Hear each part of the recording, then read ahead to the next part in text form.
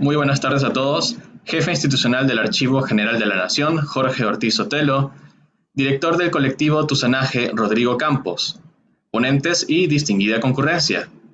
Bienvenidos hoy, lunes 19 de julio de 2021, a la conferencia denominada Presencia China en documentos del Archivo General de la Nación y la colección bicentenario del colectivo Tusanaje, la cual se realiza en el marco de las actividades conmemorativas por el Bicentenario de la República del Perú. Entre los valiosos documentos que se presentarán, conoceremos testimonios de la inmigración china en el Perú, los cuales serán presentados por nuestros ponentes y estarán disponibles para su consulta a través de la colección Bicentenario de la Biblioteca Digital Identusanes, del colectivo Tusanaje. A continuación, palabras del jefe institucional del Archivo General de la Nación, Jorge Ortiz Sotelo. Muy buenas tardes a todos. Me da mucho gusto poder, en primer lugar, darle la bienvenida al colectivo Tusanaje y a todos los que nos están viendo y oyendo. La verdad que el tema de la inmigración china es una de las cosas que merece ser destacada. Somos un país, pues, de muchísimas sangres. El aporte chino es muy antiguo en Perú. Hay un trabajo de Fernando Iwasaki, creo, sobre el tema de los primeros asiáticos en el Perú, y esto se remonta al siglo XVI.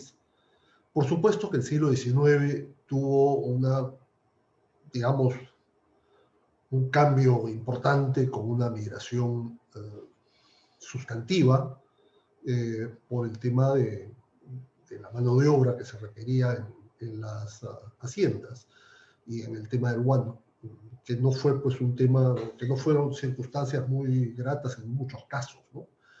Pero lo cierto es que fue un aporte importante al mestizaje peruano.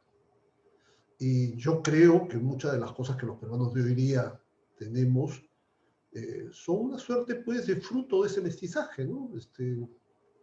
No voy a mencionar el Chifa para que no digan que eso es lo más notorio, pero evidentemente está ahí. Y ya en el siglo XX, entre las cosas que conservamos en el archivo, hay unos 20 libros de inmigrantes, de registros de inmigrantes, que tienen información también valiosa de lo que sucedió en un periodo determinado, en la década del 20, pero además tienen voy a decir la gracia, la adicional, en muchos casos, de tener fotografías de los personajes que llegaron en ese periodo. Por supuesto, las migraciones son fenómenos que se dan en todas partes del mundo y que obedecen a distintas razones.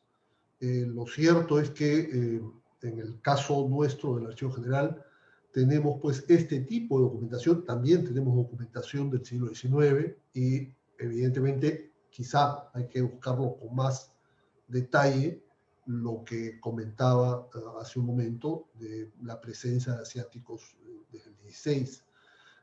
Recuerdo haber participado en un evento en el cual se mencionó un censo del siglo XVII en la que se incluía pues, pobladores de Lima, ¿no? Procedentes de China. En tal sentido, el archivo creo que cumple con una de sus funciones en poner a disposición de los interesados parte de los repositorios que resguardan. Insisto varias veces en esto, el archivo no es propietario de esto, la nación es propietaria de esta, y en la medida en que grupos como Tusanaje o algún otro desee ayudarnos a poner en valor y a difundir esto, pues con todo gusto estaremos dispuestos a colaborar. Les deseo lo mejor en esta iniciativa que han tenido y estamos seguros que conforme conversamos hace unos días podremos encontrar más elementos en los cuales coincidamos y podamos avanzar. Buenas tardes. Seguidamente, escucharemos las palabras del director del colectivo Tusanaje, Rodrigo Campos. Buenas tardes a todos los presentes y todos los que están siguiendo esta transmisión. En nombre del colectivo Tusanaje Pitong Lai, debo expresar nuestra gratitud con el Archivo General de la Nación por colaborar con nosotros. Veníamos desde hace un tiempo pensando en cuál era la manera correcta de conmemorar un bicentenario que sobre todo nos invita a reflexionar sobre dónde está nuestro país, cuánto en verdad se ha transformado desde la proclamación de su independencia en una república con ciudadanos iguales. En ese sentido, Tusanaje es un colectivo que busca desde la producción académica y artística y desde la difusión de la identidad y las manifestaciones culturales de los peruanos con ascendencia china, la puesta en valor de esa identidad. Por eso nuestro aporte al Bicentenario se encuentra en recordarle a todos los peruanos y peruanas y también a nuestras instituciones que la identidad Tusan es parte fundamental de la peruanidad, que debe ser reconocida, y también su memoria documental, bibliográfica y testimonial. Esto, el día de hoy, se materializa en la presentación de esta colección Bicentenario, que nos llena de orgullo. En ese sentido, esta colección es posible gracias al valiosísimo apoyo del AGN, que casi de inmediato nos abrió las puertas, nos dio las facilidades y los permisos para hacer posible la colección. Por eso queremos agradecerle al doctor Jorge Ortiz, jefe institucional del AGN, también a Jesús Martínez, director del Archivo Histórico. Es él quien tuvo la idea, en efecto, de hacer esta presentación. Queremos agradecer también a la señora Celia Soto, jefa del área de procesos técnicos archivísticos. Ella es probablemente la persona que más conoce sobre los documentos del archivo histórico y además ha sido quien ha logrado darnos los permisos, facilitar los permisos y la digitalización de estos archivos que se nos han cedido.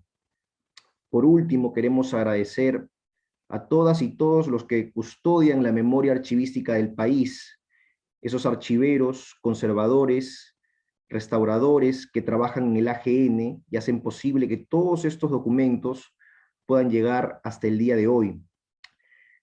Esta colección Bicentenario, por supuesto, se encuentra en la Biblioteca Digital de Tusanaje, llamada Identusanes. Este es un proyecto digital liderado por la genial Liz Campos, aquí presente, bibliotecóloga sanmarquina y además investigadora de las artes escénicas chinas en el Perú. Será ella quien nos explique a continuación detalles sobre los 11 fondos documentales y 19 documentos que el AGN nos está permitiendo integrar a Identusanes. Además, un agradecimiento especial también para el historiador y antropólogo Gonzalo Paroy, quien ha sido el puente. En efecto, él trabaja en el AGN y es miembro de Tusanaje. Él ha sido, junto con Liz, los gestores de esta hazaña. Se han encargado de la selección de documentos, catalogación y puesta en plataforma.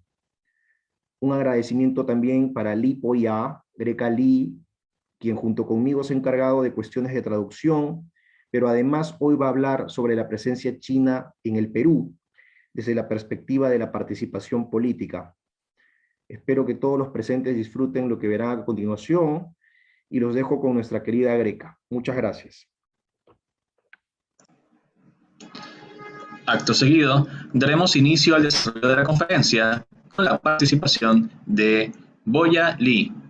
Ella es magíster en estudios latinoamericanos por la Universidad de Estudios Internacionales de Tianjin. Es doctorada en Historia por la Pontificia Universidad Católica del Perú y es miembro del colectivo Tusanaje. Ella va a desarrollar el tema La presencia china a 200 años de la independencia del Perú. Le invitamos a la magíster Boya Li a encender su micrófono para hacer uso de la palabra.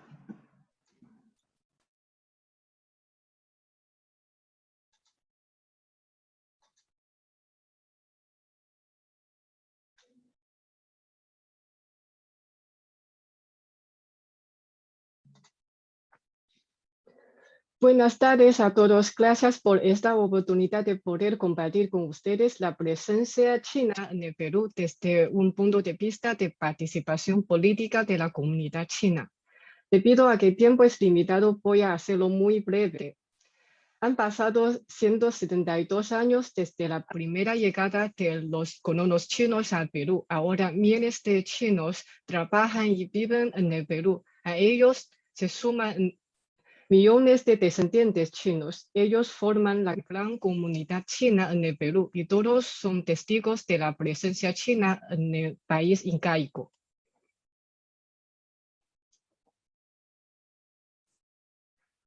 He dividido los 170 años de la presencia china en el Perú según las actividades políticas de los chinos peruanos. En la primera etapa es de 1849 hasta 1898. Son las primeras luchas. La segunda etapa es de 1899 hasta 1945. Es las activas actividades patrióticas. La siguiente etapa es de 1946 y 1977. En esta época, la presencia esporádica en la política peruana y la participación indirecta. Y la cuarta etapa es de 1978 hasta 2000. Es la presencia masiva de la participación política peruana de la comunidad china. La última etapa es de 2001 hasta la actualidad. Es la etapa post-Fujimori. Vamos a ver la primera. Las primeras luchas ocurrieron en el primer medio siglo después de que los primeros inmigrantes chinos pisaron la tierra peruana en 1849. Estas luchas fueron generadas por los mismos inmigrantes chinos, tanto en la misma China como en el Perú, la mayoría de los cuales eran trabajadores contratados que llevaban una vida miserable en el Perú. Intentaron pedir ayuda de la dinastía Qing, pero no la lograron. En esta situación desesperada, los chinos decidieron levantar rebeliones en las haciendas por su propia fuerza. Por ejemplo, en el Valle Patipilca ocurrió la rebelión de rostros pintados el 4 de septiembre de 1870.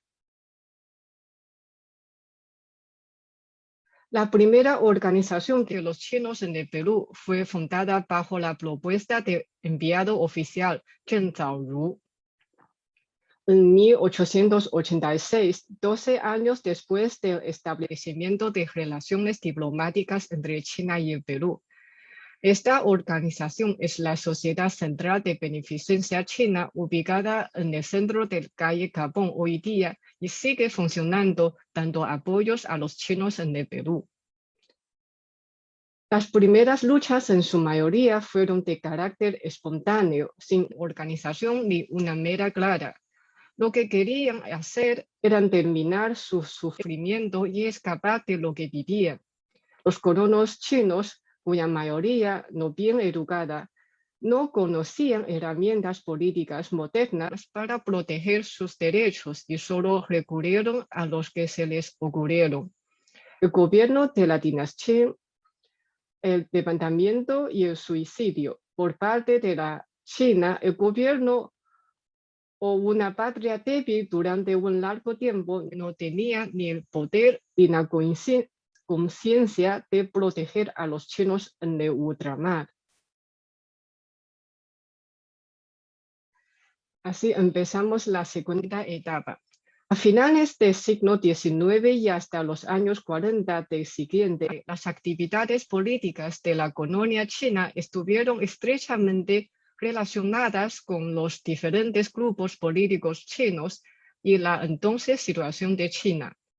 Albergando el deseo de tener una patria fuerte, desarrollada y moderna, la colonia china tenía la tradición de donar dinero mostrando su apoyo a las revoluciones chinas y la guerra contra los conquistadores japoneses. Aquí vemos una foto de la recaudación para la República de China recién fundada, es de 1911. Y siguiente, no, es que todavía no fundó la República de China, pero va a fundar. Es que después del levantamiento Wuchang, que se inició del fracaso de la dinastía Qing. Y en otro lado vemos una lista de miembros de Kuomintang. Es que el Kuomintang registró en Lima oficialmente en 1926, en abril de ese año. Y esta lista fue registrado aproximadamente en septiembre y en diciembre. Entonces es casi 3 meses después de su registro en Lima. Aquí vemos sus nombres, su edad y su trabajo. Y esta imagen muestra de los chinos que vivían en Arequipa. Después de este establecimiento de las organizaciones de base de Kuomintang en el Perú, las ramas del Partido Nacionalista se convirtieron en el vínculo que conectaba a los chinos y la patria. Las ramas compraron libros de la Revolución y Coyuntura Internacional desde China. Los chinos se afiliaron al partido para contribuir a la liberación de la nación. Aquí tenemos un formulario de afiliación de miembro de Kuomintang. Y ese señor Liang Qiu, de edad 39, escribió así: ¿para qué razón quieres afiliarse al Kuomintang? Dijo: salvar el país. ¿Y para qué contribución que puede hacer para el partido Kuomintang? Dijo: asumir la función de propaganda de la revolución. Y su reconocimiento sobre Kuomintang es la meta de la revolución de Kuomintang, es materialización de los 3 principios de pueblo y la constitución de 5 poderes. Y al final dijo su conocimiento sobre la cultura china debe acabar con los caudillos y abolir los tratados desiguales. Es de 1927. Seguimos. Aquí vemos una factura de libros adquiridos por la sucursal del Partido Nacionalista Kuomintang en Callao. Aquí vemos los títulos de los libros. Hay la política de la revolución, conjunto discurso de Kuomintang, actividades empresariales de Kuomintang, patrón de mausoleo, crónica de duelo, mapa ferroviario completo, historia de la revolución rusa, historia de la revolución francesa, historia de la revolución turca, diccionario social.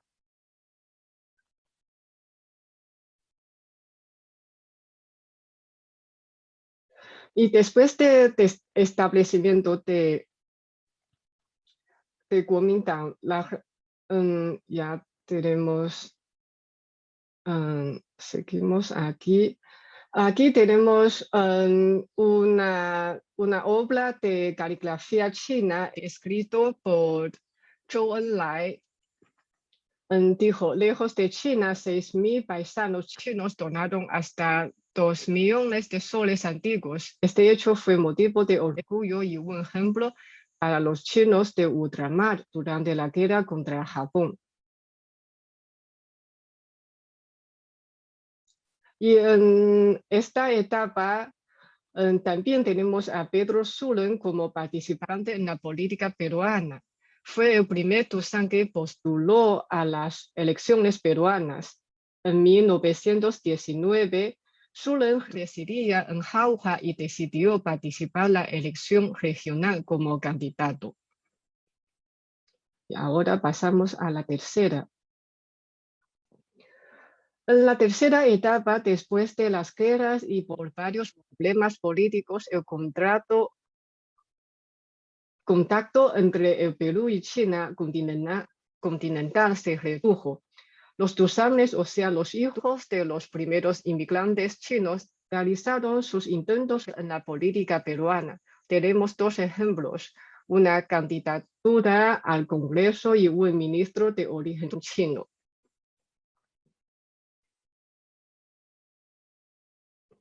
Dentro de los que querían conocer la nueva China, es decir, la República Popular China, tenemos a Teresa Ho Siu. Ella contribuyó al establecimiento de relaciones diplomáticas entre Beijing y el gobierno de Velasco Alvarado. Por esta acción y sus otras aportaciones a la amistad peruano-china, la otorgaron la medalla conmemorativa del 70º aniversario de la fundación de la República Popular China en 2019.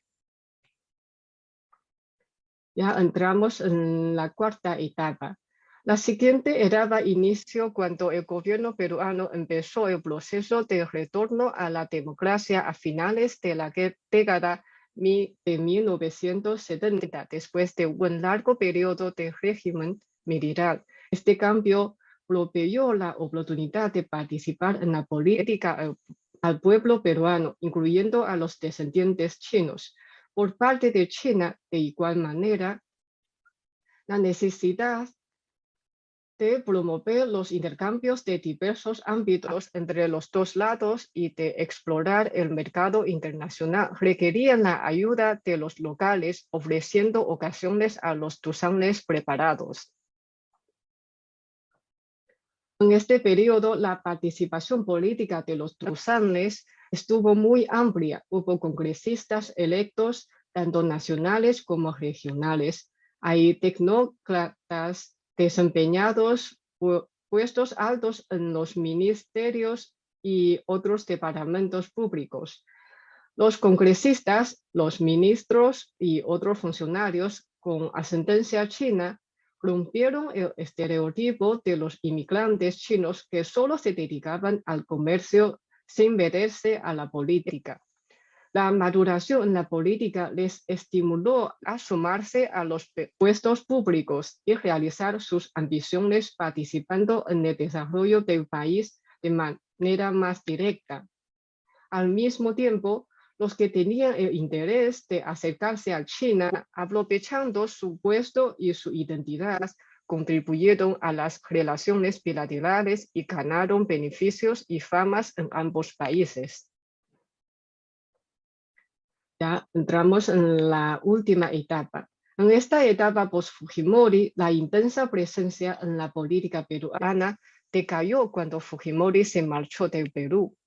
De 2002 a 2011, la colonia china mantenía silenciosa en comparación con las 2 décadas pasadas, pero no fue una ausencia absoluta. Hubo ministros con ascendencia china, 2 embajadores peruanos en China y un gobierno regional. En el periodo 2011 a 2016, también tenemos varios congresistas de la colonia china.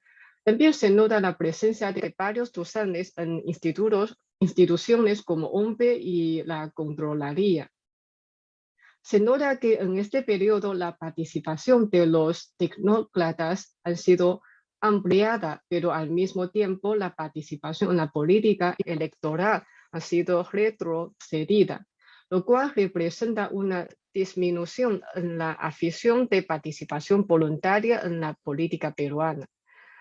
Las relaciones entre China y el Perú se vuelven cada vez más estrechas, pero al mismo tiempo quieren conocerse y entenderse más que nunca, lo que ha generado nuevas oportunidades y retos para los tusanes que teóricamente cuentan con la ventaja de vivir con dos culturas. Gracias a todos. Termino mi presentación.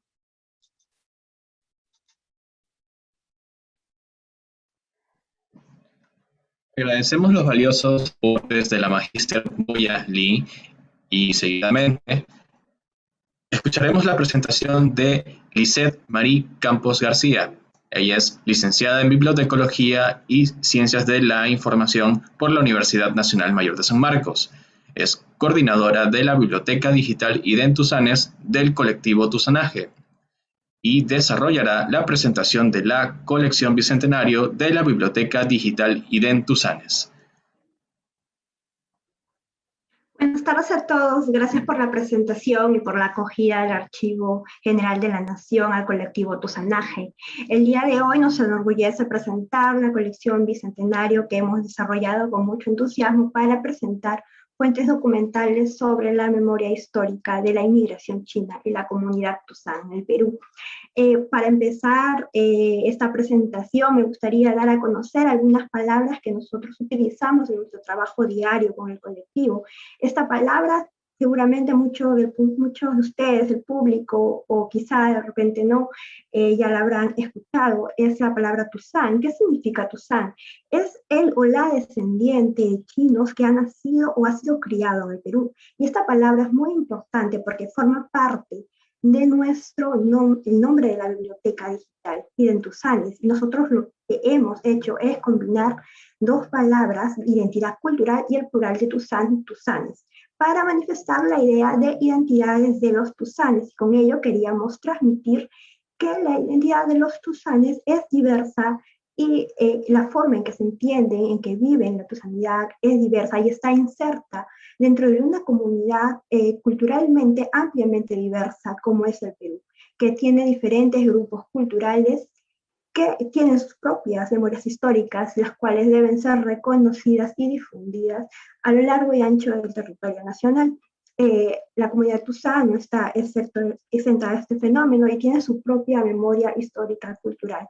Y parte de esta memoria se expresa justamente en las fuentes de conocimiento, llámense fuentes documentales, bibliográficas o multimedia, que nos permiten conocer la composición social, las dinámicas internas de interacción interna o externas con otros grupos culturales, las manifestaciones artísticas.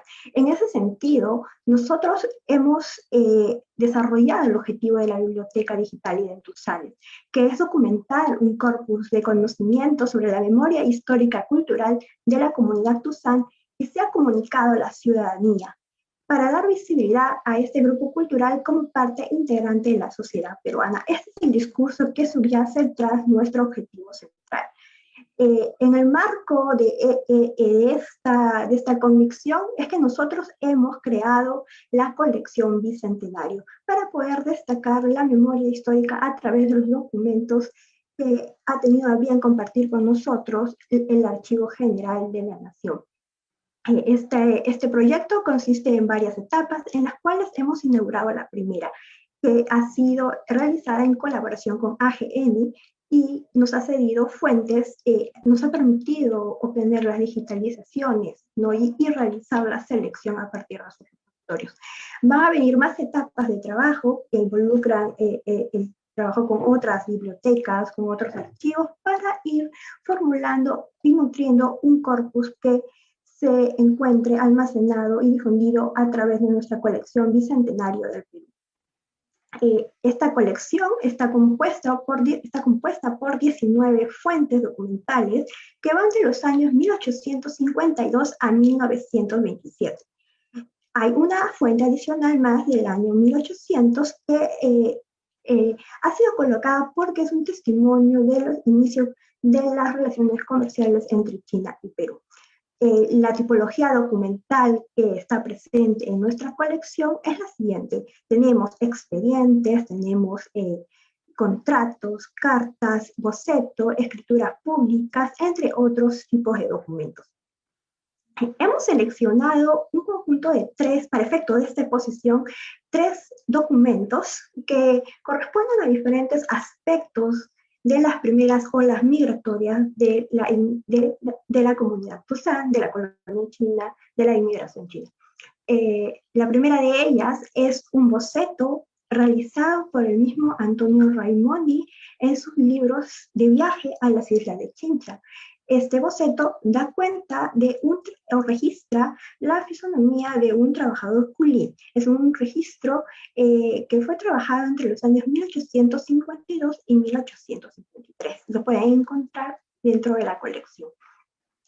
Tenemos otro registro del año 1856, que es un poder general que empresarios cantoneses aquí en Perú le otorgan a uno de sus paisanos para cederle un poder legal para que pueda él representarlos legalmente en las cuestiones de negocio. Y esta fuente es importante porque nos permite ver que ya tempranamente, porque la inmigración inició en 1849, ¿no? Ya los inmigrantes chinos se asociaban para generar negocios.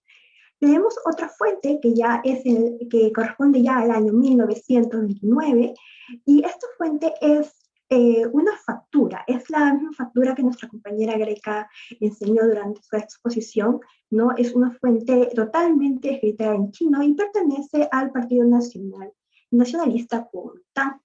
Esta fuente ha sido traducida gracias a Greca Li, ¿no? A Boya Li, ¿no? Que a través de ella hemos podido conocer el contenido de este documento. Y este documento nos da cuenta de los títulos o de las obras que ellos preferían comprar, ¿no? Y a nosotros es muy importante porque nos da cuenta de la actividad intelectual, de las preferencias de lectura que tenía cierto sector político de los inmigrantes chinos, ¿no? Como ya se ha mencionado, esta fuente registra títulos de libros sobre Revolución Rusa, Revolución Francesa y Revolución Turca. Adicionalmente, vamos a considerar más adelante otras fuentes, como ya se les había mencionado, de otras bibliotecas, otros archivos, para efectos de enseñar, mostrarles lo que viene más adelante. Aquí he puesto dos imágenes de crónicas periodísticas de la revista Variedades, correspondiente a la década del 20. Estas dos fuentes son importantes porque nos dan luces, nos enseña acerca de que el empresariado de la colonia china también incursionó en negocios que tienen que ver con el sector cultural, con el sector de las artes escénicas, ¿no? Ellos construían teatros de gran infraestructura, ¿no? En el Callao y también en el distrito de La Victoria, ¿no? Estas fuentes, como les señalo, van a ser agregadas posteriormente a la colección. Ahora, bueno, ya toca presentar la colección de Bicentenario del Perú. Esta es la imagen que hemos elegido para representar nuestra colección y muestra pues la integración y la historia y el raigambre que tiene la comunidad Tuzán en nuestro país. Voy a entrar a la plataforma para que puedan ver la colección y poder explicarles la estructura, cómo están organizadas las fuentes.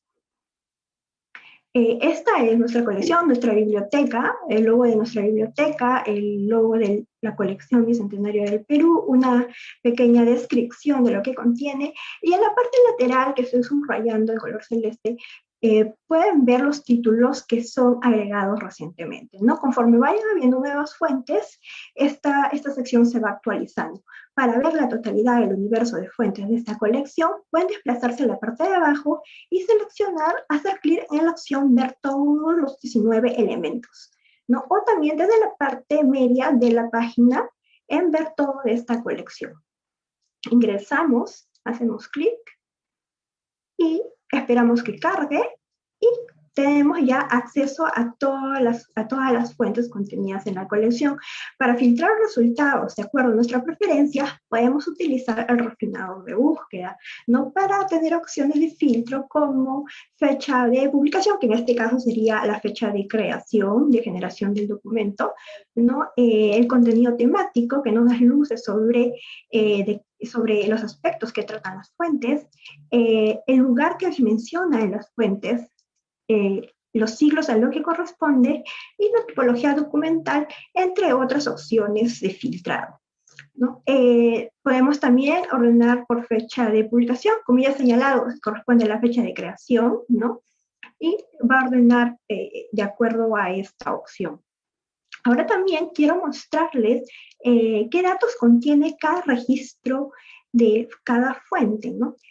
Bueno, primero, acá les voy a mostrar, esta es la vista de la fuente, ¿no? Pueden desplazarse hacia abajo, ¿no? Para poder tener la lectura de toda la fuente y descargarla desde esta sección que dice descarga, ¿no? Cuando ya nos desplazamos hacia abajo, podemos ver los datos que pueden ser utilizados por investigadores o para consultas por ciudadanos que estén interesados en este tema. Hemos consignado a los creadores del documento, que son los que generan el documento a partir de su actividad contractual. Tenemos los títulos, y es muy importante esta labor que hemos hecho con los títulos, porque también hemos puesto los títulos no solo en español, sino también en inglés y en chino. Para ello hemos tenido la colaboración de Boya Li y Rodrigo Campos, que nos han ayudado a traducir. Es muy importante para que las fuentes puedan ser recuperadas o buscadas a través de navegadores externos, buscadores externos como Google. Hoy tenemos un pequeño resumen de lo que trata el documento, y muy interesante para el investigador que quiera consultar las fuentes en el Archivo General de la Nación, es decir, los manuscritos. Tenemos los datos de fondo, serie, subserie y asignatura topográfica, ¿no? Bueno, esta ha sido la presentación. Espero que la hayan disfrutado, que se interesen en el tema y en la investigación, y siempre estamos abiertos a incorporar nuevas fuentes, ya sea en esta colección o en otras colecciones de la Biblioteca Digital y de TUSANES. Muy agradecido con ustedes. Ahora los dejo con Gonzalo Paroy, quien ha estado a cargo también de la selección de fuentes documentales. Muchas gracias.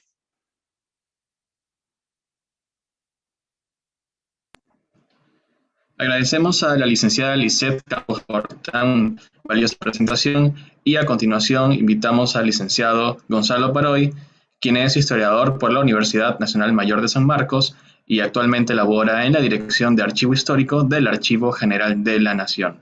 Él va a desarrollar el tema la relevancia histórica de los documentos de archivo sobre la inmigración china en el Perú.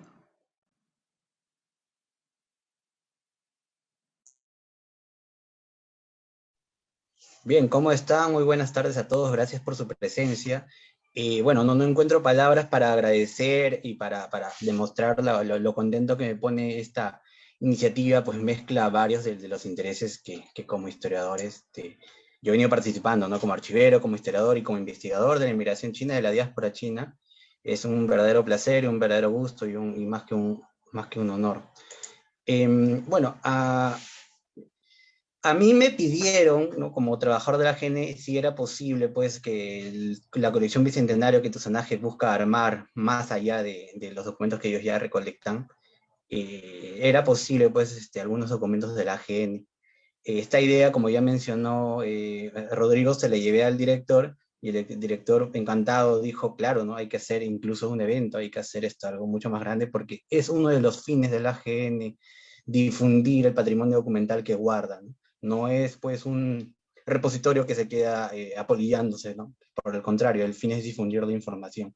Es así, pues, que conversando con Celia Soto, con otros investigadores, con compañeros de la GN, nace esta apuesta documental, ¿no? Que venimos a presentar. Bueno, un par de palabras antes de presentar los 19 documentos de los 11 fondos que yo he dividido en 7 partes.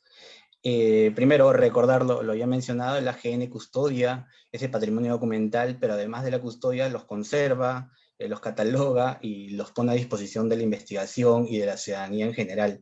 En el AGN resguardamos documentos desde que se iniciaron las letras en el país, ¿no? Está nuestro protocolo ambulante, que es el primer documento escrito, y recolecta, pues, los diferentes fondos documentales que las diferentes instituciones del Virreinato Peruano primero y de la República Peruana después conservan. Asimismo, también a lo largo de su historia ha adquirido diferentes naciones, ha comprado algunos documentos de valor e importancia, y estos son los fondos que al día de hoy se ponen a disposición de los investigadores. Bueno, es totalmente natural que, así como encontramos vida de diferentes comunidades, la comunidad afroperuana, o documentos importantes como por ejemplo del Libertador San Martín, es absolutamente natural que los inmigrantes chinos hayan participado de las escrituras de las diferentes dinámicas de la ciudad. Porque primero, el Estado tiene la necesidad de registrar cuentas, cuestiones administrativas, tiene la necesidad de registrar para conocer, pues, el Estado que está administrando, pero asimismo los inmigrantes chinos tienen la necesidad de participar de estas letras para iniciar negocios, para asociarse, para tener agencia, ¿no? En la Lima del siglo XIX, Y el modo en cómo podemos recuperar la memoria al día de hoy, necesariamente son personas que han pasado por la escritura de sus nombres y haber pasado por alguna escritura pública, ¿no? Alguna vez tienen que haber estado frente a un escribano del Estado.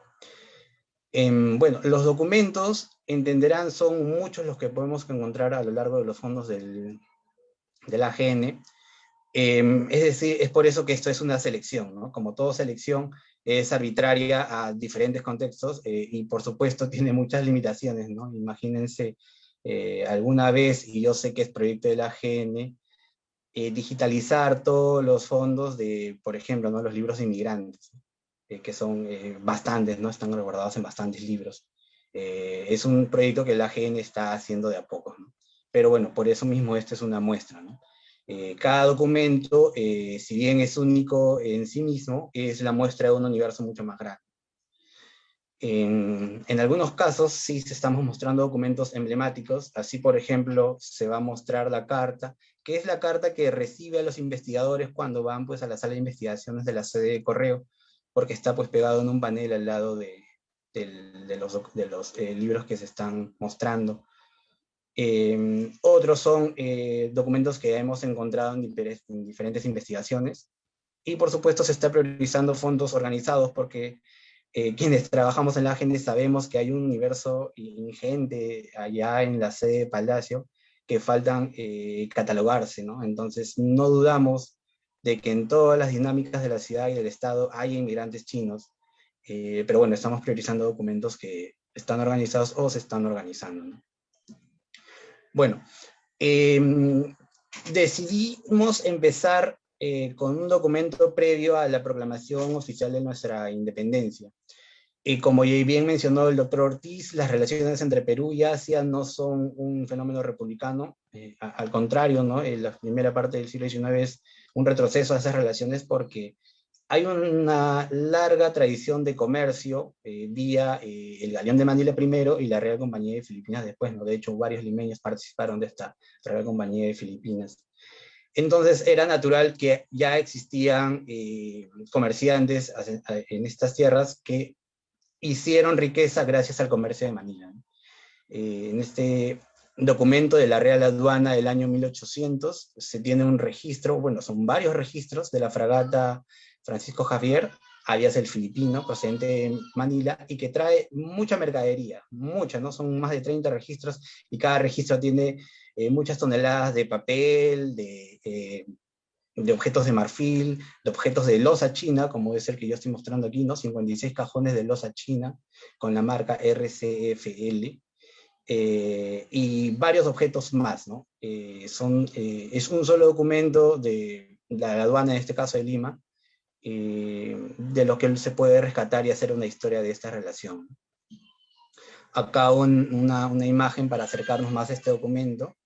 Decía en el registro que al comandante de la Capitanía de Chile se le iba a dar esto, ¿no? Estos son regalos que se le está llevando. A través de la Real Compañía de Filipinas se da estos regalos, ¿no? Entonces es para ver cómo además no eran objetos solo de uso cotidiano, como el papel o las telas, sino también objetos de mucho valor, ¿no? Canastilla de marfil, cajas de tinta china, son objetos de mucho valor. Bueno, la siguiente parte son documentos de la migración propiamente dicho, esta migración que empieza en la mal llamada Ley Chinesca de 1849, que es la que abre las puertas a una migración masiva. Estos documentos los tenemos gracias a las cartas que el expresidente Manuel Pardo guardó y que han sido donadas a la AGN, ¿no? Hay una colección completa que se llama así, ¿no? Cartas a Manuel Pardo, y él guarda tanto cartas que tuvo como documentos que resguardó, ¿no? Todos los documentos están organizados en más de 50 cajas, y uno de esos documentos recolecta los varios documentos que sobre la inmigración asiática Manuel Pardo tuvo, ¿no? A través de esos documentos vemos que Manuel Pardo, presidente, hacendado de Lima, participó, como era natural, ¿no? Como era natural de los hacendados y comerciantes, participó de esta inmigración, ¿no? Participó de lo que se ha denominado el tráfico de inmigrantes chinos. Bueno, acá hay una imagen de un contrato. A la espalda de ese contrato dice, ¿no?, que este chino va dirigido a Manuel Pardo.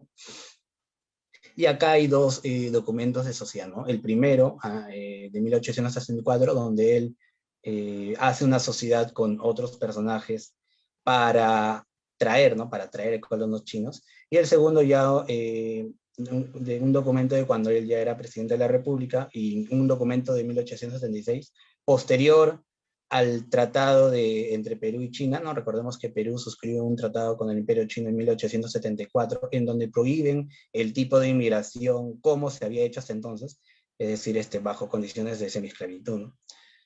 Aún así, los hacendados y comerciantes peruanos buscaron nuevas formas de traer inmigrantes, ¿no? Este proyecto no prosperó, pero ahí está la fuente de que era el fin, ¿no? Era el fin de los hacendados peruanos seguir trayendo inmigrantes chinos.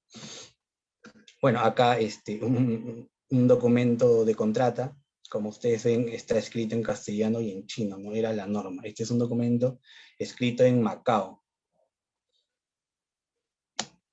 Bien, este documento también ya lo mostramos. El siguiente grupo de documentos es donde quiero resaltar la situación laboral de los inmigrantes chinos.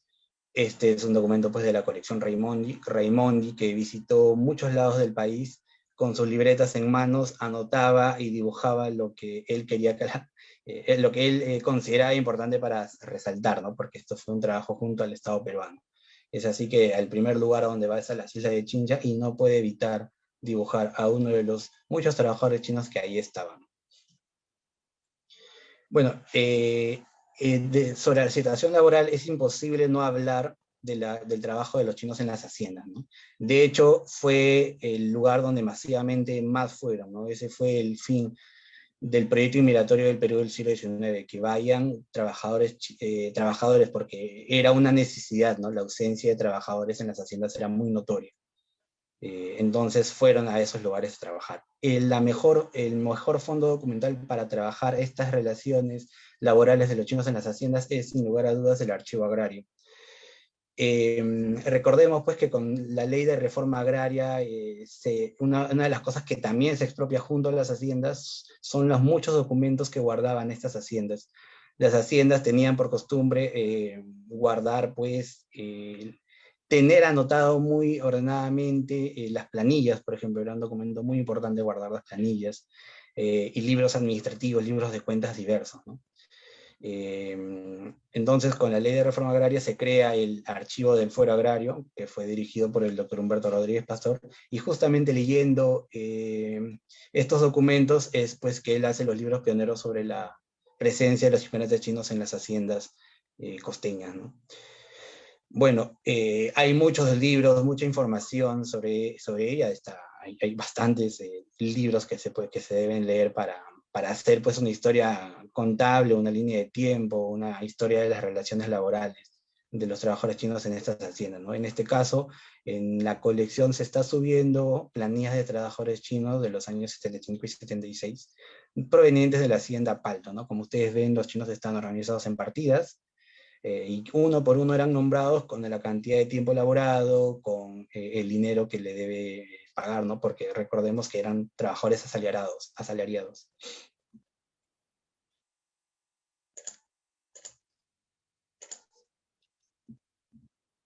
Perdón. Bueno, el siguiente grupo de documentos, yo le he separado así, le he denominado actividades de los chinos libres. Le llamamos libres utilizando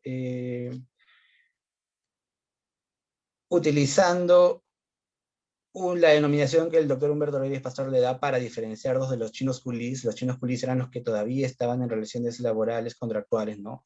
Que duraba 8 años aproximadamente. Y después de eso, pues, los chinos se insertaron a la dinámica de las ciudades, a la dinámica de los pueblos. De eso hay bastante, pero bueno, son documentos que hay que buscar y hay que bucear en los diferentes documentos y fondos que existen en el Archivo General de la Nación, ¿no? En este caso hay un libro manuscrito correspondiente al Ministerio de Hacienda. El Ministerio de Hacienda es lo que sería, pues, nuestro Ministerio de Economía actual, y en este libro registra los comerciantes que estaban en Lima, ¿no? Con dirección y ubicación.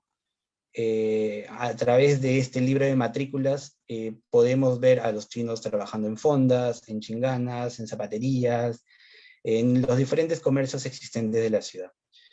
Bueno, para la colección está la presencia de los chinos comerciantes en un negocio menos conocido, los cajoneros de víveres, ¿no?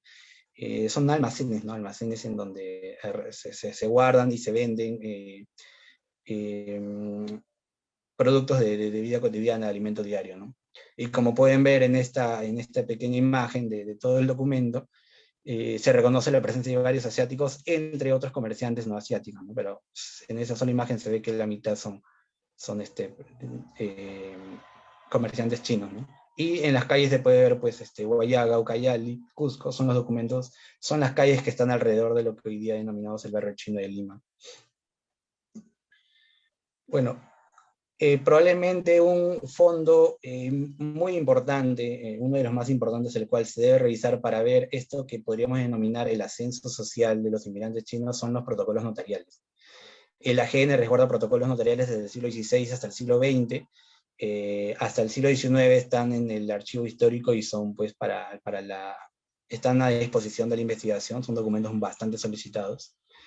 Y en ellos se puede encontrar la participación, digamos, legal, formal, de los diferentes personajes de la sociedad limeña.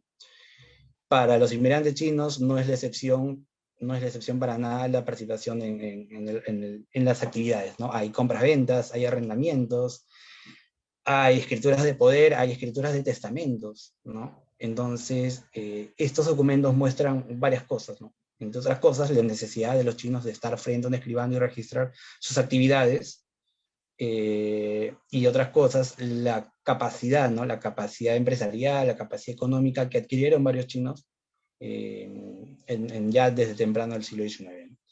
Aquí está la escritura que ya mencionaron también, donde 10 comerciantes chinos deciden darle el poder a uno de ellos para que pues los represente, ¿no? Para que los represente frente a las autoridades económicas, tanto de la municipalidad como del Estado.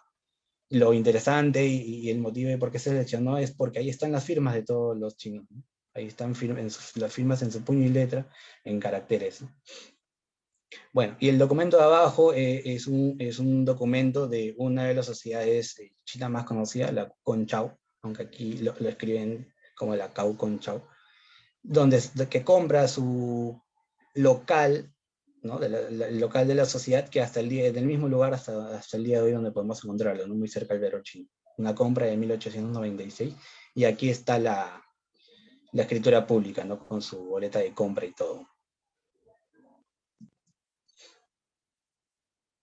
Bueno, acá hay un acercamiento, como se puede ver, ¿no? Ahí está el nombre dice, ¿no? Ante mí, escribano y testigos, parecemos Andrés Perris, Usina, Chafá, Dini, Acau, Somni, como ellos pronunciaban sus nombres, y bueno, el escribano tenía que escribir, ¿no? Para darles, digamos, existencia jurídica legal, tenían que escribir el nombre, así que escribía, ¿no? Chiapó, Machuchón, Ochao, Chinzafón, naturales de Cantón, en el imperio de la China, vecinos de esta ciudad que entienden castellano, y dijeron que deseando tener una persona que les desempeñe sus negocios en clase de apoderado.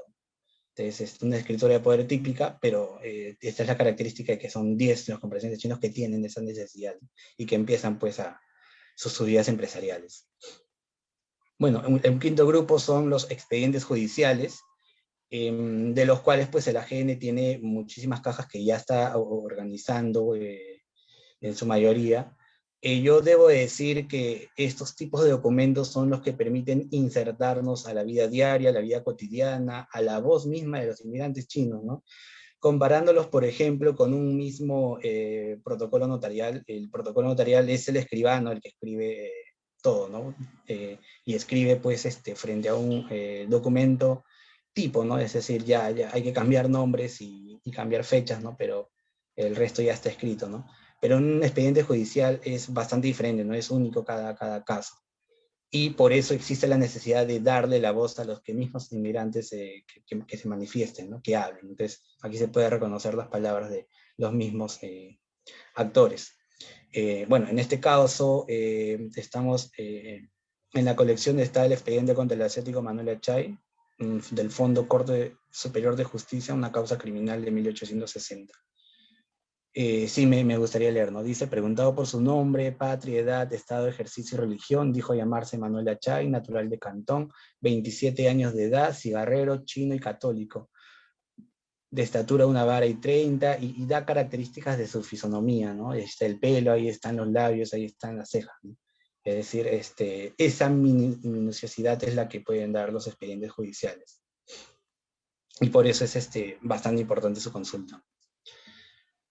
Otro fondo documental se llama Expedientes Judiciales de Ica. La diferencia es que de repente el de Lima es urbano, ¿no? Pero este de Ica es más rural, ¿no? Porque estos son la mayoría de ellos casos que suceden en haciendas y que pues se derivan se deriva como expediente judicial, ¿no? En este caso es un chino que comete un homicidio contra su paisano, ¿no? En la hacienda Ocucaje. Bueno, leyendo el documento, es un documento de 36 folios que está a disposición completa en la colección, se lee pues la vida diaria y cotidiana que ellos tenían, ¿no? El motivo de por qué lo habría asesinado es cansado pues de los maltratos y cansado de que le quiten su dinero. Él no lo niega en ningún momento, pero bueno, esa es la defensa que él da. Bueno, y el tercer documento de estos tipos documentales es un documento que ya empezó su organización, es un documento que yo desconocía, de hecho es una serie completa que yo desconocía, y que nuestra jefa, ¿no? Celia Sota, nos cedió y nos dio a conocer, ¿no? Del Ministerio de Justicia hay varios libros de testimonio de condena en donde se explica los motivos de por qué se está derivando determinado criminal a la penitenciaría de Lima, ¿no? En este caso tenemos el testimonio del asiático Alay a 6 años de penitenciaría también por homicidio. Lo genial es que ahí está, como pueden ver, la imagen, ¿no? La imagen y bueno, toda la causa alrededor de esta condena. Bueno, imágenes para acercarnos. Aquí está otra vez el mismo chino José Cruz que antes hizo de apoderado, ahora también hace de intérprete en el juicio de Achay. Necesitaban intérpretes, ¿no? Hay que imaginarnos el contexto de la época. Había una necesidad de intérpretes. Y bueno, algo muy normal y muy natural en las causas criminales es que como pruebas se ponen, se hacen dibujos de las armas, ¿no? En este caso aquí está el cuchillo con que se dio muerte al caporal Chino Toribio. Bueno, uno de los documentos emblemas, cuando, bueno, antes de la pandemia se hacían visitas guiadas, este era uno de los documentos que más se consultaba y que más se exponían. Son los documentos de los libros inmigrantes, ¿no? Que están divididos en los países, según sea el caso, y aquí están los libros de chino, ¿no?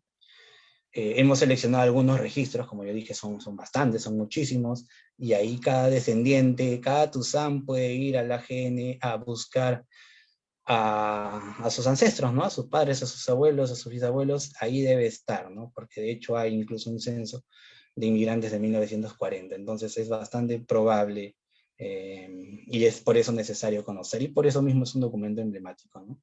Como pueden ver, hay varios datos, ¿no? Está la edad, está la nacionalidad, está el año de ingreso, está la calle en Lima donde residía y está su ocupación. Y por supuesto la imagen, ¿no? Que es algo que resaltar, como por ejemplo acá, la señora Elena de Locke ingresa al Perú con sus 4 hijos, ¿no? Y ellos se van, dicen, ¿no? Domicilio San Vicente de Cañete, ¿no? Se van a trabajar a Cañete. Bueno, y el último grupo de documentos, lo hemos denominado documentos particulares, son documentos que han llegado a la AGN por donaciones o por situaciones diversas, como esta carta que es, como ya mencioné, emblemática, ¿no? Es una carta de verdad única, no he encontrado yo como investigador de migración un documento similar.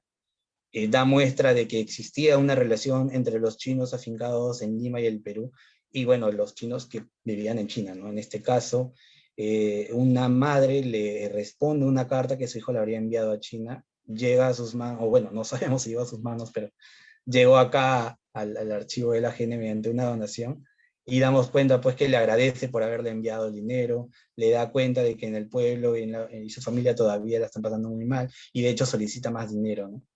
Pero bueno, a través de la lectura también se puede ver lo difícil que es la comunicación, ¿no? Esta carta se envía a través de un tercero, ¿no? Es por eso que tiene dos sobres, como pueden ver, ¿no? El sobre en castellano y el sobre en chino, ¿no? Entonces la carta venía inserto en dos sobres. Y por último, los documentos que ya expuso nuestra amiga Greca. Bueno, estos documentos son bastante nuevos, bastante recientes, y recién en la GN lo estamos trabajando. Bueno, entenderán las dificultades del idioma y por eso necesitamos el apoyo de los amigos de Tosanaje. Son documentos que se encontraron en el aeropuerto y obviamente pues no puede haber documentos, no puede haber patrimonio documental sin estar documentado. Entonces se encendieron todas las alarmas y bueno, por ley el AGN conservó los documentos mientras estaban las investigaciones, ¿no? Pasado ello, el documento pasa a formar parte de los repositorios del AGN y bueno, estamos trabajando para ponerlo a disposición de la investigación, ¿no? Son muchos documentos, estamos digitalizándolo. Bueno, yo espero que visiten la colección, los lean, y bueno, esperemos que el apoyo de todos para que esta colección, para que esta forma de difundir la historia sea más grande y llegue a más personas, ¿no? Muchas gracias.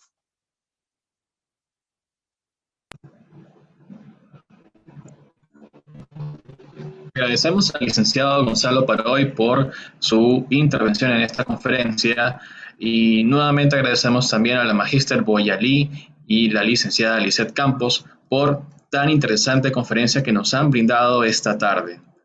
Agradecemos asimismo al jefe institucional del Archivo General de la Nación, Jorge Ortiz Sotelo, al director del colectivo Tusanaje, Rodrigo Campos, y a las personas que nos han acompañado en la transmisión en redes sociales. Tenemos saludos desde Huánuco, gracias Norma, a Roque desde Ayacucho, Lucas desde Poto, Fabiana Chiu desde Nueva York, Miranda Raquel desde Argentina, Tania Monroy desde Oaxaca, México, y vemos también varios saludos de Tusanes. Ahora que ha finalizado esta conferencia, manejamos bien el término. A todos ustedes, muchas gracias por acompañarnos. Y para los que estén interesados, podrán encontrar fijado en los comentarios el enlace para acceder a esta interesante colección documental digital. Los invitamos también a que sigan atentos a las publicaciones en redes sociales del Archivo General de la Nación, ya que toda esta semana tenemos interesantes actividades virtuales en el marco del Bicentenario del Perú. El día de mañana, martes 20 de julio, contaremos con la presentación de publicaciones del Archivo General de la Nación y del portal de archivos peruanos. Mañana a las 6 p.m. es la cita. Los esperamos. Muy buenas tardes para todos.